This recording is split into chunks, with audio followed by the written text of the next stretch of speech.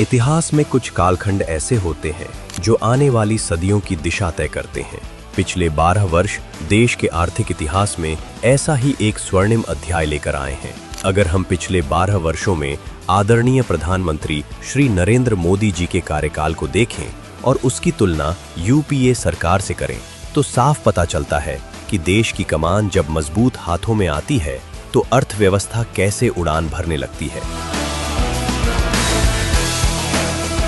साल 2014 से पहले देश की अर्थव्यवस्था पूरी तरह चरमरा चुकी थी और आर्थिक विकास थम सा गया था। यूपीए सरकार के अंतिम वर्षों में देश की विकास दर लगातार गिर रही थी।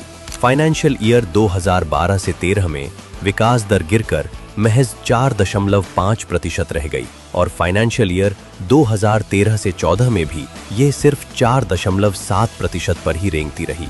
ये इस बात का सीधा प्रमाण था कि उस दौर की ढीली नीतियों के कारण देश आर्थिक रूप से कमजोर हो रहा था। यूपीए सरकार के समय सबसे बड़ा झटका देश के इंडस्ट्रियल डेवलपमेंट और मैन्युफैक्चरिंग सेक्टर को लगा, जिसने युवाओं के रोजगार के अवसरों को गंभीर रूप से प्रभावित किया।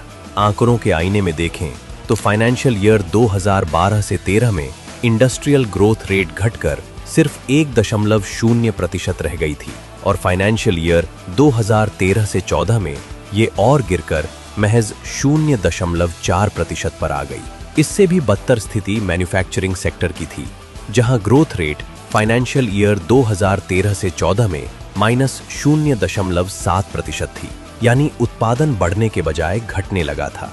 उस समय का इकोनॉमिक सर्वे स्पष्ट बताता है कि नीतिगत कमी, कंपनियों और इंफ्रास्ट्रक्चर में निवेश का रुक जाना तथा गलत आर्थिक फैसलों की वजह से देश पर चौतरफा मार पड़ रही थी। उस दौर में महंगाई का आलम यह था कि फाइनेंशियल ईयर 2012 से 13 में कंज्यूमर प्राइस इंडेक्स 10.2% और फाइनेंशियल ईयर 2013 से 14 में 9.5% के बेहद ऊंचे स्तर पर था। इसके साथ ही देश का current account balance financial year 2012-13 में जीडीपी का -4.8% हो चुका था और फिस्कल डेफिसिट 4.9% तथा फाइनेंशियल ईयर 2013 से 14 में 4.5% था। यूपीए सरकार देश के विकास और कैपिटल एक्सपेंडिचर में कटौती करके जैसे तैसे काम चला रही थी, जो देश के भविष्य के लिए बेहद खतरनाक था। लेकिन साल 2014 में देश की कमान प्रधानमंत्री श्री नरेंद्र मोदी जी के हाथों में आते ही तस्वीर पूरी तरह बदल गई। भारतीय अर्थव्यवस्था ने नई ऊर्जा के साथ लंबी छलांग लगाई और पिछले 12 वर्षों में देश को दुनिया की सबसे तेज गति से बढ़ने वाली बड़ी अर्थव्यवस्थाओं में शामिल कर दिया। मोदी सरकार के आर्थिक सफर का पहला चरण फाइनेंशियल ईयर 2014 से 15 से फाइनेंशियल ईयर 2016 से 17 तक का रहा, जो रिकॉर्ड तोड़ विकास का गवाह बना। इन 3 वर्षों में देश की रियल जीडीपी ग्रोथ क्रमशः 7.4%, 8.0% और 8.3% के शानदार स्तर पर दर्ज की गई। फिर जब कोरोना पैंडेमिक का सदी का सबसे बड़ा संकट आया तो फाइनेंशियल ईयर 2020 से 21 में अर्थव्यवस्था में बड़ी गिरावट आई। लेकिन मोदी सरकार के संकट प्रबंधन के कारण देश ने फाइनेंशियल ईयर 2021 से 22 में जोरदार वापसी की और पूरी दुनिया का ध्यान अपनी ओर आकर्षित किया। महामारी के बाद के दौर में मोदी सरकार की आर्थिक नीतियों का प्रभाव तब और स्पष्ट दिखाई दिया, जब नए बेस ईयर के आधार पर जारी मिनिस्ट्री ऑफ स्टैटिस्टिक्स के हालिया आंकड़ों ने भारत की आर्थिक मजबूती को दुनिया के सामने प्रस्तुत किया। देश की जीडीपी ग्रोथ ने नई रफ्तार पकड़ते हुए फाइनेंशियल ईयर 2023 से 24 में 7.2% और फाइनेंशियल ईयर 2025 से 26 में 7.7% के ऐतिहासिक स्तर पर पहुंच गई।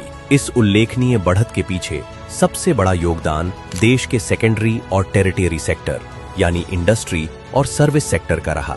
इसके साथ ही देश के लोगों की आय और बाजार में विश्वास को दर्शाने वाला प्राइवेट फाइनल कंजम्पशन एक्सपेंडिचर तथा देश के विकास की नींव रखने वाला ग्रॉस फिक्स्ड कैपिटल फॉर्मेशन दोनों ही कांस्टेंट प्राइसेस पर 7.5% से अधिक की गति से आगे बढ़े, जो आर्थिक मजबूती का महत्वपूर्ण संकेत है। लेकिन बात जब भारत के विकास की हो और कांग्रेस इसमें अड़ंगा न डाले ये असंभव है। जब देश की अर्थव्यवस्था इतनी तेजी से बढ़ रही थी, तब भी राहुल गांधी विदेशी कठपुतली की तरह भारत की इकोनॉमी को डेड बता रहे थे।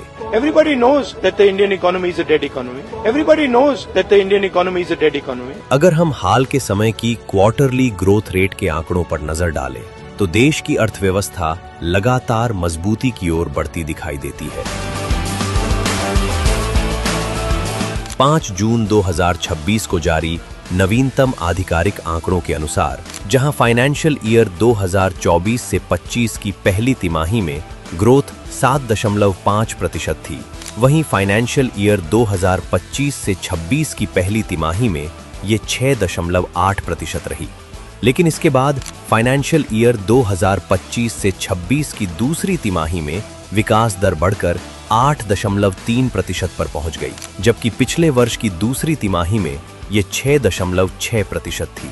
इसी तरह तीसरी तिमाही में भी देश ने 8.0% की ग्रोथ दर्ज की, जो पिछले वर्ष की तीसरी तिमाही के 7.4% से अधिक थी।